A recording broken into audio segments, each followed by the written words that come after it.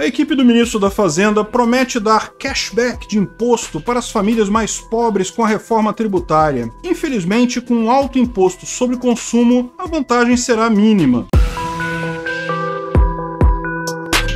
Esse é o Visão Libertária, sua fonte de informações descentralizadas e distribuídas. Uma das propostas mais importantes do governo Lula este ano é a reforma tributária. Desde fevereiro, o secretário extraordinário responsável, Bernardo App, salienta que a reforma irá garantir a redução da sonegação de impostos e incluir o cashback do povo. Esse projeto implica na devolução de parte dos impostos pagos pelos mais pobres, mas essa lógica é estranha. Afinal, se devolver o dinheiro beneficiará as famílias de baixa renda, então por que cobrar impostos? No entanto, a definição sobre quem seria beneficiado será decidida com a regulamentação da proposta, algo ainda bastante nebuloso nesse momento. Porém, o secretário ressaltou que as pessoas beneficiadas talvez sejam aquelas que estão no cadastro único dos programas sociais do Brasil. De qualquer forma, quem irá decidir será o Congresso. É difícil especular como os deputados resolverão esse impasse, mas o ponto fundamental do cashback é que o imposto será devolvido para as famílias identificadas como de baixa renda, e elas precisarão estar registradas em algum lugar. Esse sistema de devolução de impostos, no entanto, deve ser colocado em prática somente depois de 2025. Haverá duas formas para o repasse do dinheiro. Uma será o valor per capita estimado do imposto a ser devolvido, que terá por base os gastos médios de uma família.